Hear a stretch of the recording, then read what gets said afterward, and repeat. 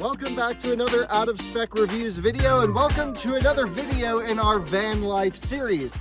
In this series, we purchased a Winnebago Revel, brand new from the factory, and we are taking you through our ownership experience of what it's like to travel and own and maintain one of these, fancy van things. Today's an especially fun day because we are out here in western Utah at the Bonneville Salt Flats. If you're unfamiliar with the Bonneville Salt Flats, this is the place of speed, sort of the mecca where car enthusiasts and daredevils essentially come to try and max out their crazy creations, from manufacturers bringing factory built, top speed dragsters all the way to us bringing our RV van. You can bring whatever you want out here and see how fast you can go.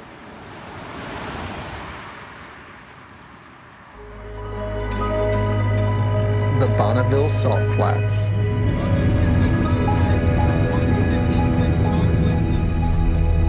Let's cool it down and see if we can go next time.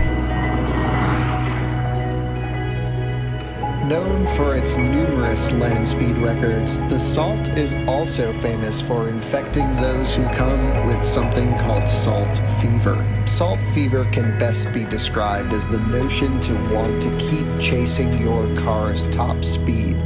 And on this episode of Inside EVs, we go to the flats in a Model 3 Performance, and oh boy, are we infected with salt fever. What we're going to be using today is this 2022 Winnebago Revel. This is Winnebago's approach of a 4x4 adventure overlanding van, which we have now owned, I think, for exactly 3 weeks, and we've done over 5,400 miles in this thing, just crisscrossing the country. We're actually driving right now from San Francisco to New York, along the way shooting videos with different cars for this channel and others, and we stopped in, we said, oh, we got to see how fast this thing will go. So come along with me over here. Let's talk about what's powering this.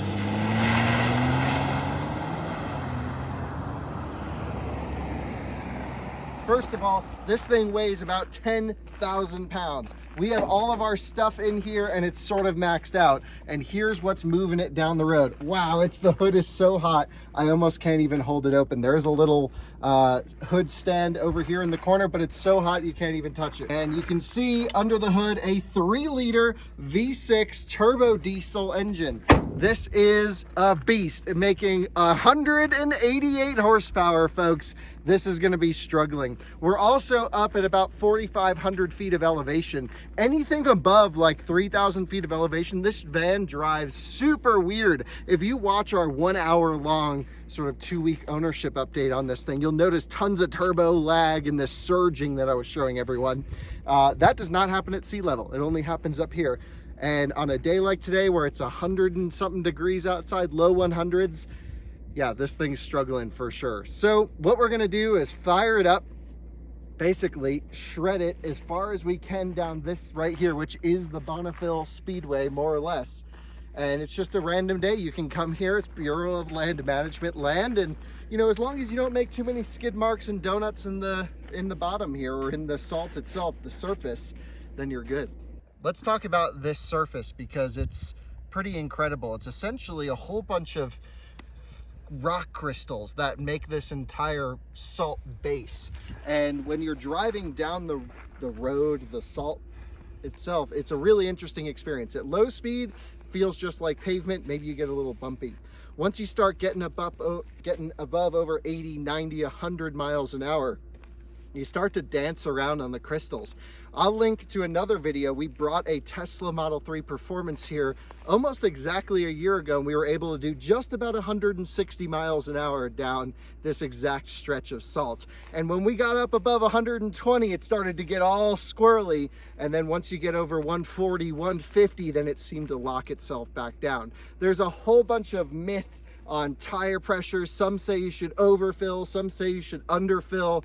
We're just going factory pressures here in the Bago, and I think it's time to start this baby up and run it at wide open throttle and see what the top speed is. I've had it up to about 91 on the street. I don't know, allegedly, I don't know what its actual top speed is, but no wind today. It's the perfect conditions.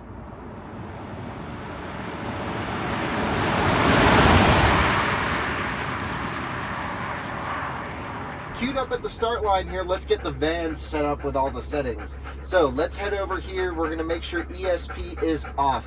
What this will do is it'll allow the van to have a little bit of slip. Maybe if we start to get on top of the salt crystals, I might be getting excited here, that at least it won't cut in and grab brakes. So that's awesome. The next thing we're gonna do is turn off air conditioning and all of the other accessories. So we have the cabin accessories totally off, the rear air conditioning, everything's completely off, so all of the engine's performance can go right over to the drive wheels. We're running in rear wheel drive mode, of course, in high range box. We have KO2 tires on this thing, and we're ready to rock and roll. So left foot hard on the brake boosting it, and off we go. Good launch, a little bit of wheel spin, but we're rocking. And we are foot hard down into third gear at 37 miles an hour now, 4,000 RPM upshift. The engine makes most of its power up at the top, and a lot of that big torque right down at about 2,800 RPM. But this thing for a diesel revs to 4,200, and it's happy about it. So here we are, 70 miles an hour approaching right now. I think in fifth gear we must be in. Oil temps are just above 230 degrees, so they're getting a little toasty, but we're keeping foot down. 78 miles an hour right now. 80 miles an hour. Still floored. What a weird experience it is to be blasting across the salt flats in something this tall.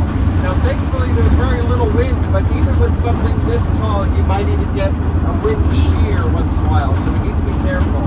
86 miles an hour, 87 miles an hour now, foot welded to the floor.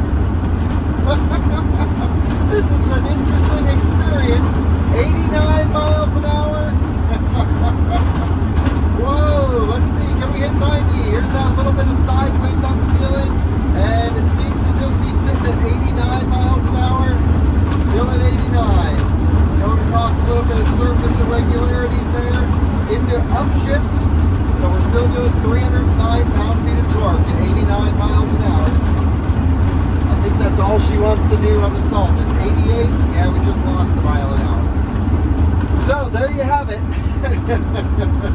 How quickly can the Winnebago go over the salt flats? The answer is 89 miles an hour. On the pavement, you always get a little bit more because there's less friction. So that's to be expected. I think a nice showing here by the Sprinter, and seemed to do it without much fuss. And there you have it, our 4x4 2500 short wheelbase Mercedes Sprinter did 89 miles an hour here on the salt.